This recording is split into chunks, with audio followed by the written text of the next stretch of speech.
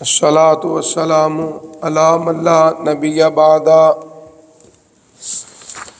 فاعوذ باللہ السمیع العلیم من الشیطان الرجیم بسم اللہ الرحمن الرحیم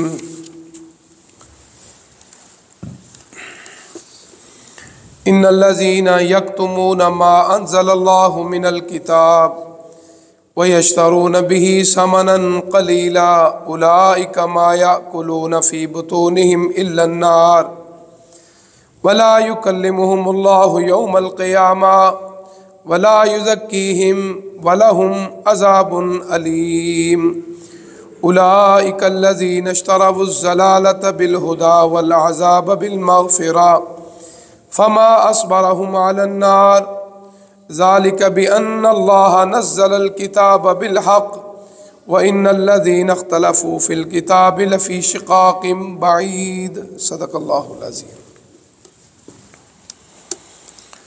بے شک وہ لوگ جو اللہ نے نازل کیا ہے کتاب میں سے وہ چھپاتے ہیں اور اس کے بدلے تھوڑی قیمت لے لیتے ہیں، یہ وہ لوگ ہیں ان کے پیٹوں میں صرف آگ ہے، اس آگ کو کھاتے ہیں۔ ایسے لوگوں سے اللہ قیامت والے دن کلام نہیں کریں گے، نہ ان کو پاک کریں گے، ان کے لیے دردناک عذاب ہے۔ یہ وہ لوگ ہیں جو گمراہی کو ہدایت کے بدلے خریدتے ہیں، عذاب کو بخشش کے بدلے خریدتے ہیں۔ کیا ہے ان کا صبر آگ پر؟ بے شک اللہ نے کتاب کو نازل کیا حق کے ساتھ، بے شک وہ لوگ جو اس کتاب میں اختلاف کرتے ہیں وہ دور کی بدبختی میں ہیں۔ حضرات محترم، سورہ بقرہ کی تشریح اور توضیح فہم قرآن کے سلسلے میں جاری و ساری ہے۔ سورہ بقرہ کی ان آیات میں اللہ تعالیٰ نے حلال و حرام کے بعد ان بدبخت لوگوں کا ذکر کیا ہے جنہوں نے اللہ کے حلال کو حرام اور حرام کو حلال کر دیا، اور بعض ایسے بدبخت ہیں جنہوں نے اللہ کے احکامات کو بھی تبدیل کر دیا۔ اللہ تعالیٰ نے انسانوں کی ہدایت کے لیے انبیاء، رسول اور آسمانی کتابیں نازل فرمائی، اور قرآن مجید میں اللہ فرماتے ہیں فَإِمَّا يَأْتِيَنَّكُم مِّنِّي هُدًى فَمَن تَبِعَ هُدَايَ، ہر آدمی کے پاس ہدایت آئے گی، جو اس ہدایت پہ عمل کرے گا وہ کامیاب ہو جائے گا۔ آج روشنی کی دنیا ہے، میڈیا کا دور ہے، ہر آدمی صاحب بصیرت ہے، صاحب علم ہے، ضروری نہیں کہ سند یافتہ ہی ہو۔ شعور اللہ نے سب کو عطا فرمایا ہے، اور اللہ کے شعور سے بڑی کوئی نعمت نہیں ہے۔ جو اب نارمل لوگ ہیں، بے وقوف لوگ ہیں، پاگل ہیں، ان کو دیکھ کے اللہ کا شکریہ ادا کیا کرو۔ جس رب ذوالجلال نے مجھے اور آپ کو دین کی سمجھ عطا فرمائی ہے، اور اللہ کا اعلان بھی ہے، اللہ جس کے لیے خیر چاہتے ہیں اس کو دین کی سمجھ عطا فرماتے ہیں، اس کے لیے قرآن آسان ہو جاتا ہے، اللہ کے نبی کا فرمان آسان ہو جاتا ہے، اس کی آنکھوں کی ٹھنڈک اور دل کا سکون بن جاتا ہے۔ اور جو جستجو نہیں کرتا، کوشش نہیں کرتا، وہ منزل کو نہیں پا سکتا۔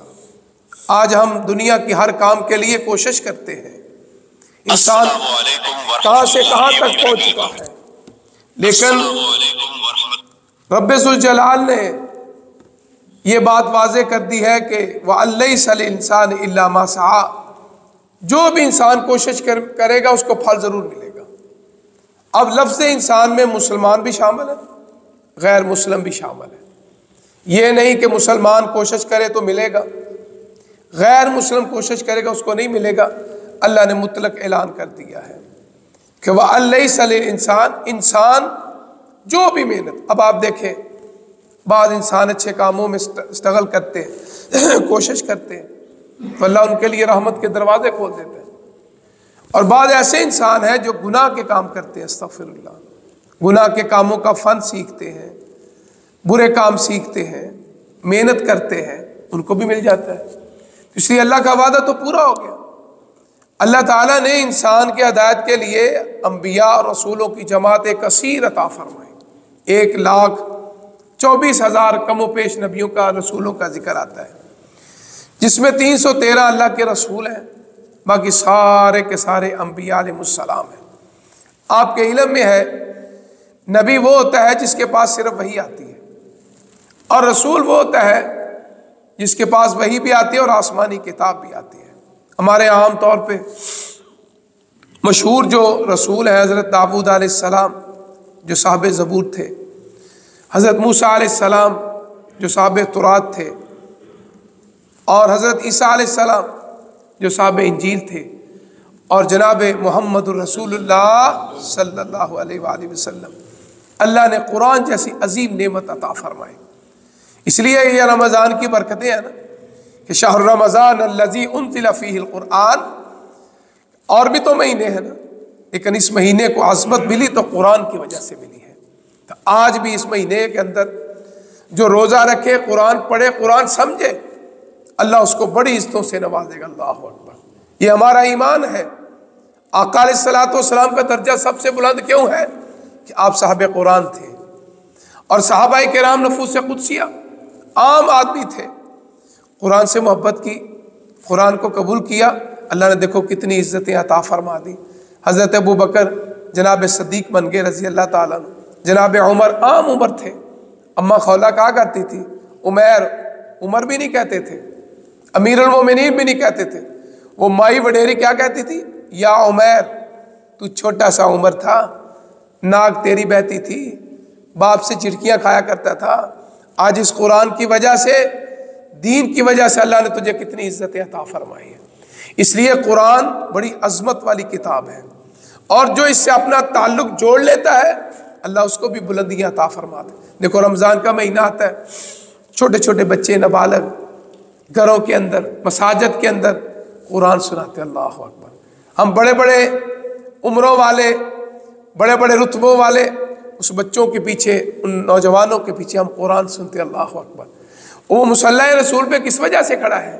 قرآن کی وجہ سے کھڑا ہے۔ آج ہمارے ہاں اس مسئلے کو بھی لوگوں نے مشکوک کر دیا، شاید اس جمعے یا پچھلے جمعے مجھے بھی ایک پرچی آئی تھی کہ یہ نابالغ بچہ قرآن سنا سکتا ہے، نابالغ بچہ جو ہے وہ مصلی رسول پہ کھڑا ہو سکتا ہے۔ شریعت کے اندر اس کی کوئی پابندی نہیں ہے۔ فرمایا قرآن یاد ہے، قرآن پڑھنا آتا ہے، وہ ہمارا امام بن سکتا ہے۔ یہ جو آج کل ہمارے یہاں بات مشہور ہو گئی ہے جی نابالغ کے پیچھے نماز نہیں ہوتی، شریعت کے اندر اس طرح کی کوئی بات نہیں ہے۔ صحابہ قرآن کو اللہ نے بڑی عزت عطا فرمائی ہے، قرآن آتا ہے، اچھا پڑھتا ہے، فرمایا وہ ہمارا امام بن سکتا ہے۔ سورہ فاتحہ پڑھے، پورا قرآن پڑھے۔ میں یہ سمجھتا ہوں وہ والدین بڑے خوش نصیب ہیں جن کے بچے قرآن پڑھتے ہیں اور رمضان المبارک میں لوگوں کو سناتے ہیں۔ آپ دیکھیں کبھی حیران ہوں گے، قرآن سننا تو بڑا آسان ہے، سنانا بڑا مشکل ہے۔ یہ جو بچے رات کو ہمیں 1 گھنٹہ سوا گھنٹہ قرآن سناتے ہیں، سارا دن قرآن یاد کرتے رہتے ہیں، اللہ اکبر۔ ہر وقت دماغ میں کیا ہے؟ قرآن، ہر وقت۔ جب تک وہ سپارہ سنا نہیں رہتے ان کو سکون نہیں ملتا۔ پتہ سکون کتنی دیر رہتا ہے؟ سحری کھا لی، فجر کی اذان ہوگی، سکون ختم ہو گیا، اب سکون قرآن کا شروع ہو گیا۔ کیا ہے کہ میں نے یاد کرنا ہے، میں نے سنانا ہے، کوئی غلطی نہ ہو جائے، اللہ اکبر۔ یہ ساری چیزیں قرآن کی برکت ہے کہ اللہ تعالیٰ نے ان بچوں کے سینوں میں قرآن محفوظ کر دیا۔